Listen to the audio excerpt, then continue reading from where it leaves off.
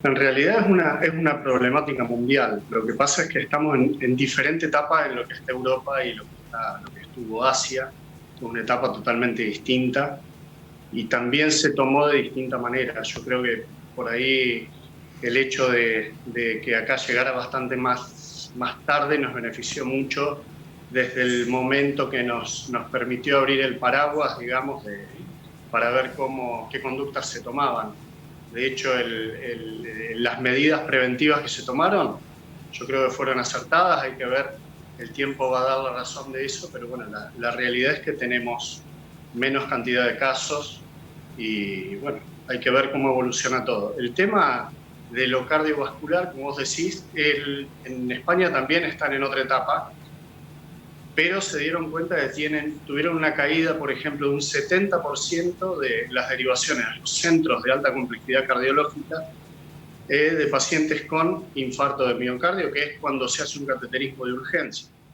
Y eso implica mayor mortalidad, obviamente, en pacientes que consultan tarde o pacientes que directamente no consultan y cursan un cuadro, en el caso del infarto cardiovascular, en la casa, dejan que pasen los síntomas y esto tiene secuelas muy importantes, tanto de insuficiencia cardíaca futuro, de arritmias por esa cicatriz que quedó en el corazón, que no se trató a tiempo, un montón de complicaciones que uno las ve de manera tardía. Por eso un poco el diario hacía hincapié, el diario de España me refiero, hacía hincapié a la cantidad de patologías cardiovasculares que se habían dejado de ver, porque de hecho desde el año 93 hasta el año 2012 disminuyó un montón la mortalidad y las complicaciones del infarto gracias a diferentes técnicas, ya sea el cateterismo de urgencia, la cirugía cardiovascular, y todo eso uno teme que vuelva a resurgir por la falta de consulta. Y aquí en Argentina no estamos exentos para nada, y en Entre Ríos tampoco. Se hizo un relevamiento a través de varias asociaciones argentinas de cardiología y estadísticamente disminuyó más de un 40%, casi un 50%, las derivaciones a centros con hemodinamia, que es donde hacemos el cateterismo, donde se destapa la arteria que se tapó, digamos, respecto a los meses, al año pasado, por ejemplo, disminuyó en más de un 40%, casi llegando a un 50%. Y esto genera una preocupación porque hay varias notas o artículos que van saliendo y algunos dicen que la pandemia no es todo, digamos. O sea, si bien todos los sanatorios, las instituciones médicas están muy abocados a esto, que es lo más importante y lo que más hay que controlar, hay un montón de patologías que no por eso hay que dejarlas de lado.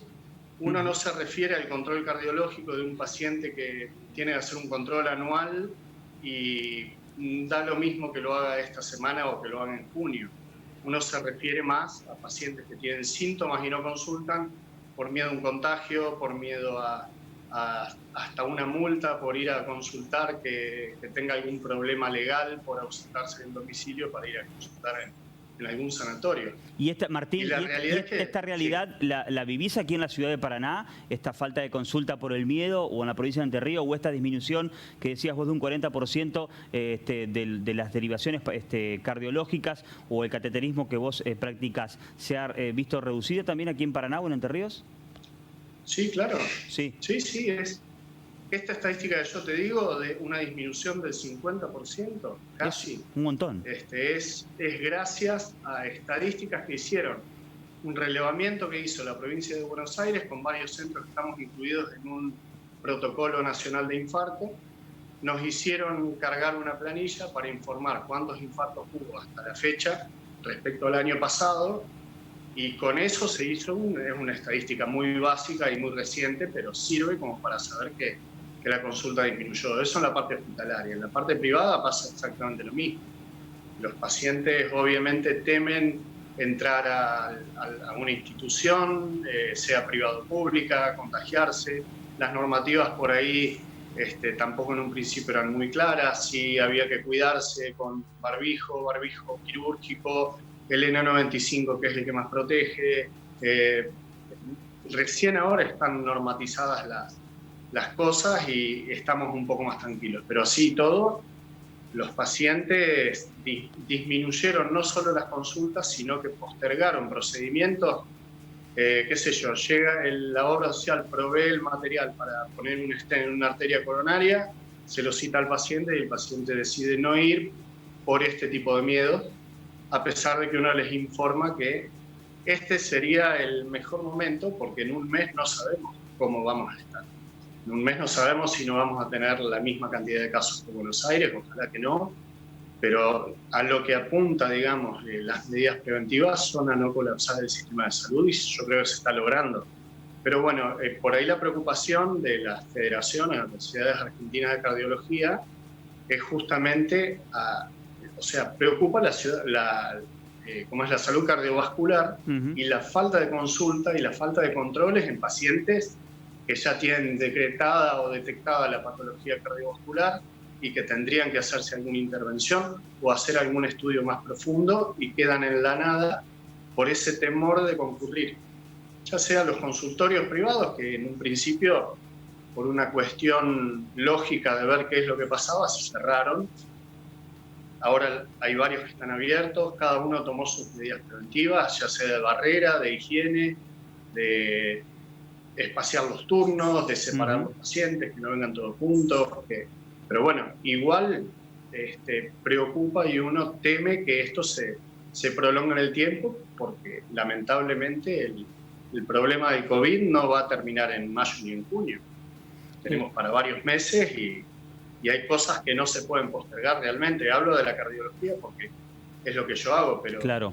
Esto pasó también en pacientes con accidente cerebrovascular. Pero bueno, eso es tarea de las sociedades de neurología o de neurocirugía promulgar que esto no suceda, digamos. Martín, hablando de cuestiones derivadas directamente, justamente del COVID, recién apuntábamos a un informe periodístico de un sitio confiable y vos lo abordabas desde tu condición de médico cardiólogo, y hacia ello va la pregunta, desde tu condición de médico, teniendo en cuenta estos fake news que a veces circulan, no sabemos algunas noticias si son ciertas o no, y tiene que ver mucho con ello la fuente. También se viralizó una información que había una derivación del COVID que atacaba directamente, que disparaba coágulos hacia el corazón. ¿Esto está comprobado o no? ¿Hay una relación directa entre el COVID y una patología cardiovascular? Sí, hay que tener cuidado igual con las noticias de dónde vienen. Hasta nosotros que tenemos varios grupos médicos, por ahí un médico se apura a subir una noticia que le mandó el vecino o algún colega y terminan siendo totalmente de mentira. Cuando fue el inicio de la pandemia empezaron a decir que había pacientes que si tomaban una medicación para la hipertensión había que suspenderlo porque les aumentaba la mortalidad, y a la semana todas las sociedades cardiológicas del mundo habían salido a decir que era mentira. Entonces hay que tener cuidado, porque si el médico se pone ansioso a informar cosas que no son reales, imagínate el paciente que es el que toma esa medicación. Sí, bueno, o sea, hay que tener mucho cuidado con lo que uno informa y hay que ser muy cauto. Respecto a lo que vos decís que ataca la sangre, se ha visto una de las complicaciones cardiovasculares que se vieron es la formación de trombos, de coágulos, y la migración de ellos sobre todo a lo que es la parte pulmonar, que es el pulmón es el primer filtro de la sangre venosa. A nivel cardiovascular y respiratorio, que es una unidad, digamos, trabajan en conjunto a nivel presiones y demás. Pero no es la única tampoco, hay muchos casos de miocarditis. O sea, esto siempre hablando de lo que se ve en Europa y Asia, que son los países que más experiencia tienen. Hay muchos casos de miocarditis, que es una inflamación del músculo cardíaco, muchas veces de causa viral, y no es una patología nueva. La miocarditis la conocemos todos, la estudiamos todos, muchas veces de causa viral, pero no de este virus, entonces hay que ver cómo repercute ahora. Hablando por ahí con colegas que trabajan en Europa, me dijeron que ahora tuvieron muchos casos de pericarditis que en forma tardía, que antes no se habían manifestado y que tampoco eran frecuentes. La pericarditis es una inflamación de la membrana del pericardio es una membrana que cubre el músculo cardíaco.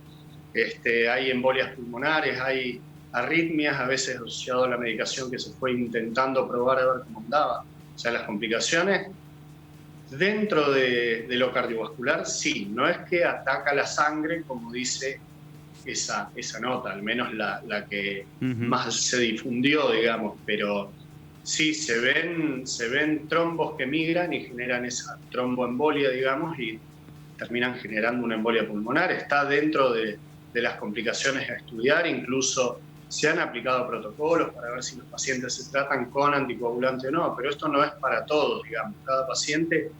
No te olvides que esto es muy nuevo, digamos. En España hay lugares que ni siquiera están tratando con protocolos nacionales. Hay veces que las mismas instituciones van adoptando protocolos propios, internos, acorde a los fármacos con los que cuentan y a la tecnología con la que cuentan. Claro. Justamente por eso te digo que saturó el sistema de salud en Europa y en Estados Unidos y en algunos países de Latinoamérica también. Que ojalá que no llegue acá porque se tomaron otras medidas, pero bueno, es todo muy nuevo. Es difícil saber qué va a pasar mañana, digamos. Correcto, correcto.